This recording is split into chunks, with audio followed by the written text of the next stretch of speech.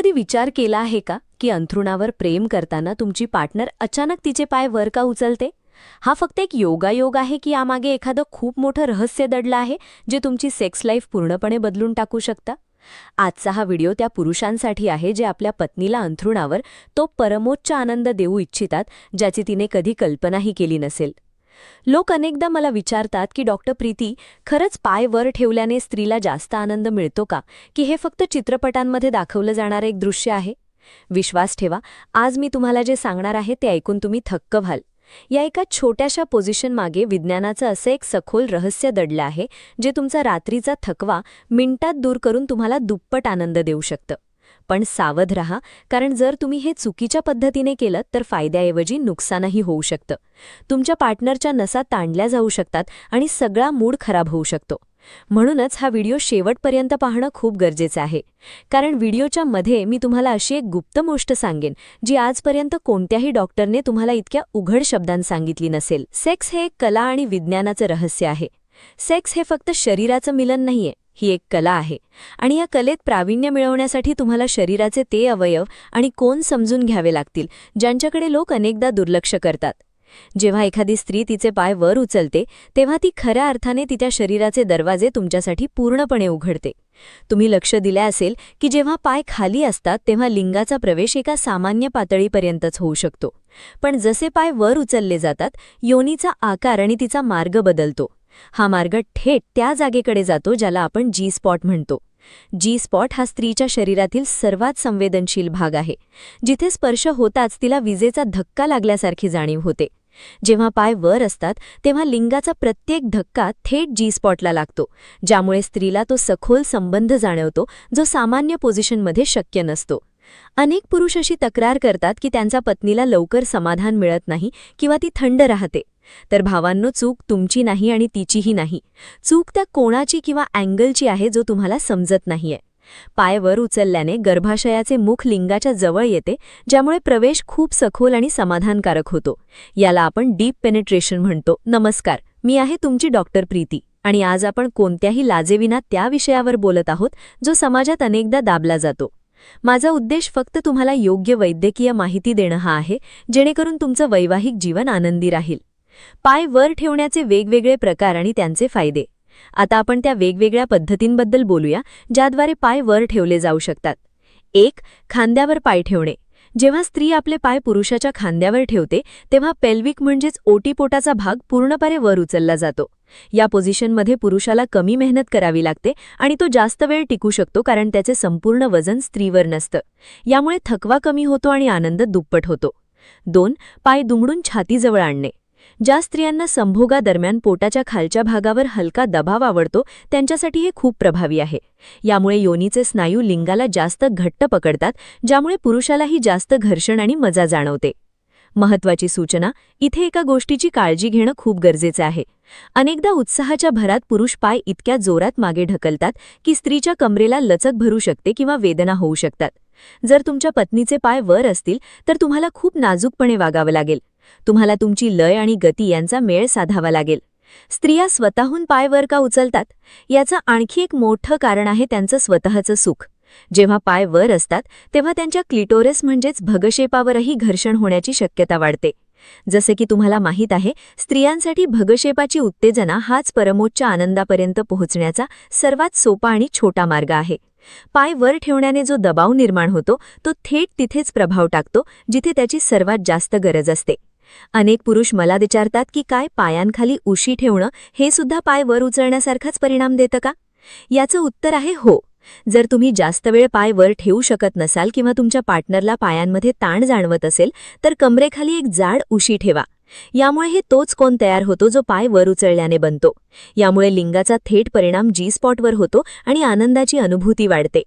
अनेकदा पुरुष फक्त स्वतःच्या समाधानाचा विचार करतात, पण लक्षात ठेवा, जर तुमची पार्टनर खुश आहे आणि तिला पूर्ण मजा मिळत आहे तर तुमची कामगिरी आपोआप सुधारेल.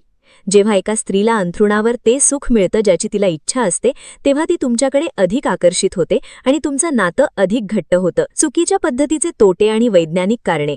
चुकीच्या पद्धतीने पाय वर ठेवल्याने तुमचा मूड कसा खराब होऊ शकतो हेही समजून घ्या. जर स्त्रीच्या शरीरात लवचिकता कमी असेल आणि तुम्ही जबरदस्तीने तिचे पाय दुमडत असाल तर तिच्या मांड्या आणि नितंबांच्या नसांमध्ये ताण येऊ शकतो. संभोगादरम्यान जर वेदना होऊ लागल्या तर मजा लगेच गायब होते. म्हणूनच नेहमी आपल्या पार्टनरशी बोला. त्यांना विचारा की ही पोझिशन त्यांना आरामदायक वाटतेय का. जर ती सहज नसेल तर थोडा बदल करा. सेक्स ही काही कुस्ती नाहीये, ही एक लयबद्ध क्रिया आहे ज्यामध्ये दोघांचा आराम आणि सहमती सर्वात वर असली पाहिजे. पाय वर ठेवण्यामागे एक वैज्ञानिक कारणही आहे जे खूप कमी लोकांना माहीत आहे. जेव्हा पाय वर असतात तेव्हा शरीरातील रक्तप्रवाह पेल्विक भागाकडे वेगाने वाढतो. जास्त रक्तप्रवाह म्हणजे जास्त संवेदनशीलता आणि जास्त उत्तेजना. हेच कारण आहे की या स्थितीत स्त्रिया जास्त आवाज काढतात किंवा त्यांचा श्वासोश्वास वेगाने वाढतो, कारण त्यांचे संपूर्ण शरीर तो आनंद अनुभवत असतं. हा फक्त शारीरिक संबंध नाहीये तर एक मानसिक जवळीकही आहे. जेव्हा एखादी स्त्री आपले पाय तुमच्या खांद्यावर ठेवते किंवा वर उचलते तेव्हा ती एका प्रकारे तुमच्यावर आपला पूर्ण विश्वास दाखवत असते. ती स्वतःला पूर्णपणे तुमच्या स्वाधीन करते. आणि एका पुरुषासाठी यापेक्षा मोठी गोष्ट दुसरी काय असू शकते. पुरुषांसाठी खास टिप्स आणि ते गुपित. लोक अनेकदा व्हिडिओ पाहतात पण त्या बारकाव्यांना विसरतात जे खरंच रात्र संस्मरणीय बनवतात. लक्षात ठेवा, पाय वर ठेवणं ही फक्त एक सुरुवात आहे. खरी माया तुमची गती, तुमचा स्पर्श आणि तुमच्या भावनांमध्ये दडली आहे. जर तुम्हाला वाटत असेल की तुमच्या पत्नीने तुम्हाला बेडरूमचा बादशाह मानावं तर तुम्हाला या छोट्या छोट्या गोष्टींवर लक्ष द्यावं लागेल. केवळ आत बाहेर करणं पुरेसं नाहीये. योग्य अँगल शोधणे, योग्य ठिकाणी दबाव टाकणे आणि योग्य वेळी पोझिशन बदलणे हीच एका चांगल्या प्रेमिकाची ओळख आहे. पाय वर ठेवणाऱ्या पोझिशनला मेडिकल भाषेत डीप थ्रस्टिंगसाठी सर्वात उत्तम मानलं जातं. यामुळे त्या पुरुषांनाही फायदा होतो ज्यांचे लिंग थोडे लहान आहे, कारण या पोझिशनमध्ये योनीच्या लांबीचा उपयोग अशा प्रकारे होतो की कमी लांबीमध्येही सखोल आनंद मिळतो.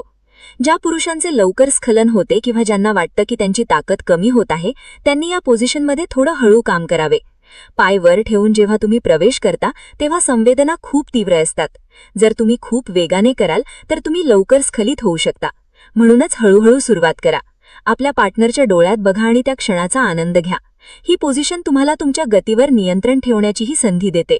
जर तुम्हाला वाटत असेल की तुम्ही लवकर स्खलित होणार आहात तर थोडे थांबा. तिच्या मांड्यांवरून हात फिरवा आणि पुन्हा सुरू करा. यामुळे तुमचा वेळही वाढेल आणि तुमच्या पार्टनरलाही वारंवार आनंदाच्या लाटा जाणवतील. ते गुपित ज्याचे मी वचन दिले होते. व्हिडिओच्या या भागात मी तुम्हाला ती गुप्त गोष्ट सांगणार आहे जिचा मी उल्लेख केला होता. अनेक स्त्रिया लाजेविरून आपल्या पार्टनरला सांगू शकत नाहीत की त्यांना काय आवडतं. पण संशोधन असं सांगतं की 80% स्त्रियांना असे वाटते की संभोगादरम्यान त्यांचे पाय वर असावेत किंवा त्यांना एखाद्या उंच आधाराचा सपोर्ट मिळावा. जर तुम्ही आज रात्री हे करून पाहिलत तर तुम्ही तुमच्या पत्नीच्या चेहऱ्यावर तो आनंद पाहाल जो कदाचित तुम्ही आधी कधी पाहिला नसेल. हा एक छोटासा बदल तुमच्या वैवाहिक जीवनात नवीन प्राण फुंकू शकतो. घ्यायची काळजी आणि लुब्रिकेशन.